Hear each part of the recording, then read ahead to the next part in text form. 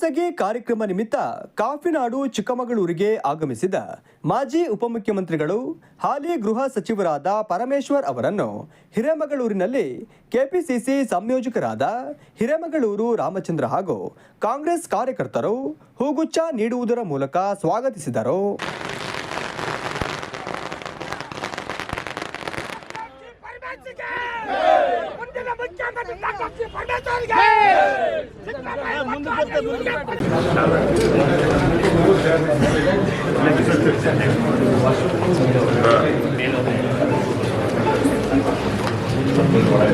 KPCC ಸಂಯೋಜಕರಾದ Hiremagaluru Ramachandra ಅವರು ಮಾತನಾಡಿ, ದಲಿತ ಸಮುದಾಯ ಹಲವು ವರ್ಷಗಳಿಂದ ಕಾಂಗ್ರೆಸ್ ಪಕ್ಷಕ್ಕೆ ಮತ ಹಾಕಿಕೊಂಡು ಬಂದಿದ್ದು, ಇದುವರೆಗೂ ಒಂದು ಬಾರಿಯಾದರೂ ದಲಿತ ಸಮುದಾಯದವರನ್ನ ಮುಖ್ಯಮಂತ್ರಿಯನ್ನಾಗಿ ಮಾಡಿಲ್ಲ.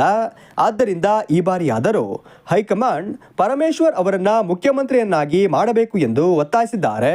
ಜೈ ಭೀಮ್ ಬಂಧುಗಳೇ, ಇವತ್ತು ಈ ರಾಜ್ಯದ ಧೀಮಂತ ನಾಯಕರು, ಕರ್ನಾಟಕ ಸರ್ಕಾರದ ಗೃಹ ಸಚಿವರು, ಮಾಜಿ ಉಪಮುಖ್ಯಮಂತ್ರಿಗಳಾದಂಥ ಸನ್ಮಾನ್ಯ ಡಾಕ್ಟರ್ ಜಿ ಪರಮೇಶ್ವರ್ ಸಾಹೇಬರು ಇವತ್ತು ಚಿಕ್ಕಮಗಳೂರಿಗೆ ಭೇಟಿ ನೀಡಿದರು. ಬಂಧುಗಳೇ, ಇಂತಹ ಸಂದರ್ಭದಲ್ಲಿ ಇವತ್ತು ನಾವು ಹಿರೇಮಗಳೂರಿನಲ್ಲಿ ಅವರು ಎಲ್ಲ ಕಾಂಗ್ರೆಸ್ ಕಾರ್ಯಕರ್ತರು, ಮುಖಂಡರು, ಎಲ್ಲ ನಾಯಕರುಗಳು ಸೇರಿ ಇವತ್ತು ಹಿರೇಮಗಳೂರು ಸರ್ಕಲಲ್ಲಿ ಇವತ್ತು ಅವರಿಗೆ ಅದ್ದೂರಿಯಾದ ಸ್ವಾಗತವನ್ನು ಕೋರೋದ್ರ ಮುಖಾಂತರ ಅವರಿಗೆ ನಾವು ಸ್ವಾಗತವನ್ನು ಕೋರಿದ್ದೇವೆ. ಬಂಧುಗಳೇ, ಇಂಥ ಸಂದರ್ಭದಲ್ಲಿ ಏನು ರಾಜ್ಯದಲ್ಲಿ ಮುಖ್ಯಮಂತ್ರಿ ಕೂಗಿ ಎದ್ದಿದ್ದ ಹಿಂದಿನಿಂದನೂ ಕೂಡ ದಲಿತ ಮುಖ್ಯಮಂತ್ರಿ ಬದಲಾವಣೆ, ಇಂಥ ಸಂದರ್ಭದಲ್ಲಿ ನಮ್ಮ ಡಾಕ್ಟರ್ ಜಿ ಪರಮೇಶ್ವರ್ ಸಾಹೇಬರು ಇವತ್ತು ಈ ರಾಜ್ಯದ ಮುಖ್ಯಮಂತ್ರಿ ಆಗಿ ತೀರಬೇಕು ಅನ್ನೋದು ನಾವು ಶಪಥ ಮಾಡಿದ್ವಿ, ಈ ರಾಜ್ಯದ ದಲಿತರು, ಕಾರ್ಯಕರ್ತರು, ಮುಖಂಡರುಗಳು. ಹಾಗಾಗಿ ಚಿಕ್ಕಮಗಳೂರಿಗೆ ಬಂದಂಥ ಸಂದರ್ಭದಲ್ಲಿ ಇವತ್ತು ಹಿರೇಮಗಳೂರಿನಲ್ಲಿ ಎಲ್ಲರೂ ಕೂಡ ಸೇರಿ ನಾವು ಹೈಕಮಾಂಡ್ಗೂ ಕೂಡ ಹೇಳ್ತಾ ಇದ್ದೀವಿ.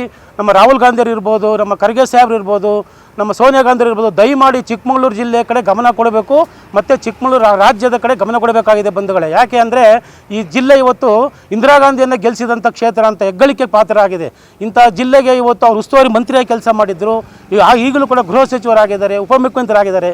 ಇಂಥ ಒಬ್ಬ ಸರಳ ಸಜ್ಜನ, ಒಬ್ಬ ಧೀಮಂತ, ದಕ್ಷ, ಒಬ್ಬ ಪ್ರಾಮಾಣಿಕ, ಒಬ್ಬ ಸುಸಂಸ್ಕೃತ ರಾಜಕಾರಣಿನ ಈ ರಾಜ್ಯ ಕಂಡಿಲ್ಲ. ಬಂಧುಗಳೇ, ಅಂಥ ಒಬ್ಬ ವ್ಯಕ್ತಿ ಇವತ್ತು ನಮ್ಮ ಜಿಲ್ಲೆಗೆ ಬಂದಿದ್ದರು, ಇಂದಿನೂ ಕೂಡ ಬಂದಿದ್ದಾರೆ, ಇವತ್ತು ಕೂಡ ಬರ್ತಾರೆ, ನಿರಂತರ ಬರ್ತಾ ಇರ್ತಾರೆ.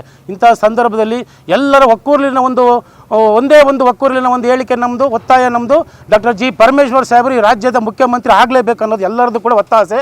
ಹಾಗಾಗಿ ನಾವು ಖರ್ಗೆ ಸಾಹೇಬರು ಕೂಡ ನಾನು ಹೇಳೋಕ್ಕೆ ಇಷ್ಟಪಡ್ತೀನಿ. ಬಂಧುಗಳೇ, ನಾನು ಕೂಡ ಅವ್ರ ಜೊತೆಯಲ್ಲಿ ಇದ್ದಂಥ ಸಂದರ್ಭದಲ್ಲಿ ಅವ್ರ ಮಗರು, ನಾವು ಕೂಡ ಪ್ರತಿಯೊಂದು ಸಭೆ ಸಮಾರಂಭದಲ್ಲೂ ಕೂಡ ಹೋಗಿದ್ದೀವಿ. ನಾವು ಕೂಡ ನಮ್ಮ ಮನೆ ಇರ್ಬೋದು, ನಾವು ಇರ್ಬೋದು, ಎಲ್ಲ ಒಟ್ಟಿಗೆ ಬೆಂಗಳೂರಿಗೆ ಹೋದಂಥ ಸಂದರ್ಭದಲ್ಲಿ ನಾವೆಲ್ಲರೂ ಕೂಡ ಅವ್ರಿಗೆ ಸ್ಪಂದಿಸಿದ್ವಿ ಅವರ ವಿಚಾರದಲ್ಲಿ. ಹಾಗಾಗಿ ನೀವು ಮುಖ್ಯಮಂತ್ರಿ ಆಗೋದಾದರೆ ಬನ್ನಿ, ದಯಮಾಡಿ ಯಾರು ಕೂಡ ಅನ್ಯ ಭಾವಿಸ್ಬೇಡಿ, ನೀವೇ ಬಂದು ಮುಖ್ಯಮಂತ್ರಿ ಆಗಿ. ಇಲ್ಲ ಅಂದರೆ ಡಾಕ್ಟರ್ ಜಿ ಪರಮೇಶ್ವರ್ ಸಾಹೇಬ್ರನ್ನ ಮುಖ್ಯಮಂತ್ರಿ ಮಾಡೋದಕ್ಕೆ ನೀವು ಹೈಕಮಾಂಡ್ ದಿಟ್ಟ ನಿರ್ಧಾರ ತಗೊಳ್ಳಿ. ನಾನು ಅಹಿಂದ ಅಂತ ನಮ್ಮ ಸಿದ್ದರಾಮಯ್ಯ ಸಾಹೇಬ್ರಿಗೆ ಹೇಳ್ತೀನಿ, ನೀವು ಒಳ್ಳೆ ಆಡಳಿತನ ಮಾಡಿದ್ರಾ, ಒಳ್ಳೆ ಕೆಲಸನ ಮಾಡಿದ್ರಾ. ನೀವು ಆಡಳಿತ ಕೆಲಸದಲ್ಲಿ ಯಾರೂ ಕೂಡ ನಿಮಗೆ ಬೆಲೆ ತೋರಿಸೋಂಗಿಲ್ಲ ಈ ರಾಜ್ಯ ದೇಶದಲ್ಲಿ. ಆದರೆ ಮುಖ್ಯಮಂತ್ರಿ ಬದಲಾವಣೆ ವಿಚಾರದಲ್ಲಿ ನೀವೇ ಮುಂದುವರಿರಿ, ನಮ್ಮ ಅವಶ್ಯಕತೆ ಇಲ್ಲ, ನಾವು ಹೇಳೋದಿಲ್ಲ, ಇದು ಹೈಕಮಾಂಡ್ ಬಿಟ್ಟ ವಿಚಾರ. ಆದರೆ ಮುಖ್ಯಮಂತ್ರಿ ಬದಲಾವಣೆ ವಿಚಾರ ಏನಾದ್ರು ಬಂದರೆ ತಾವು ದಯಮಾಡಿ ನಿಮಗೆ ಕೈ ಮುಗಿದು ಕೇಳ್ಕೊಳ್ತೀವಿ. ಇಡೀ ಚಿಕ್ಕಮಗಳೂರು ದಲಿತ ಬಂಧುಗಳು, ದಲಿತ ನಾಯಕರು, ಅಹಿಂದ ವರ್ಗದ ಎಲ್ಲ ಕಾರ್ಯಕರ್ತರು ನೀವೇ ಪರಮೇಶ್ವರ್ ಸಾಹೇಬ್ರನ್ನ ಮುಖ್ಯಮಂತ್ರಿ ಮಾಡಿ ಚೇರಿ ಕೂರಿಸಬೇಕು. ನೀವು ಆ ನಿರ್ಧಾರನ ಪ್ರಕಟ ಮಾಡಬೇಕು. ಮಾನ್ಯ ಸಿದ್ದರಾಮಯ್ಯ ಸಾಹೇಬ್ರೆ, ಅಹಿಂದ ಅಂದರೆ ಬರೀ ದಲಿತರಿಗೆ ಅವಕಾಶ ಆಗಲೇಬೇಕು. ನೀವು ಕೂಡ 2 ಬಾರಿ ಮುಖ್ಯಮಂತ್ರಿ ಆಗಿದ್ದೀರಾ, ನೀವು ಇಳಿಬೇಕಾದ ಏನಾರು ಆದರೆ ನೀವು ದಯಮಾಡಿ ನೀವು ಪರಮೇಶ್ವರ್ ಸಾಹೇಬ್ರ ಮುಖ್ಯಮಂತ್ರಿ ಮಾಡಬೇಕು ಅಂತ ಈ ಜಿಲ್ಲೆಯಿಂದ ನಾವು ಈಗ ಒಕ್ಕೂರಲ್ಲಿ ಹೇಳ್ತಿದ್ದೀವಿ. ಯಾರೂ ಕೂಡ ಅನ್ಯ ಭಾವಿಸಬೇಡಿ. ಈ ಪಕ್ಷ ಇದೆಯಲ್ಲ ಜಾತ್ಯತೀತ ಪಕ್ಷ, ಪ್ರತಿಯೊಬ್ಬರಿಗೂ ಎಲ್ಲ ಜಾತಿ, ಧರ್ಮ, ವರ್ಗದವರು ಎಲ್ಲರೂ ಕೂಡ ಅವಕಾಶ ಆಗಬೇಕು. ಬಾಬಾ ಸಾಹೇಬ್ರ ಆಶಯ ಏನಿದೆ, ಕಾಂಗ್ರೆಸ್ ಆಶಯ ಏನಿದೆ ಬಂಧುಗಳೇ, ನಮಗೆಲ್ಲ ಗೊತ್ತಿದೆ. ನಮಗೆ ಸಂವಿಧಾನ ಅಂದರೆ ಗೊತ್ತಿದೆ, ಕಾನೂನು ಏನಂದ್ರೆ ಗೊತ್ತಿದೆ, ನಮಗೆ ಈ ಜಾತ್ಯತೀತ ನಿಲುವು ಅಂದರೆ ಗೊತ್ತಿದೆ.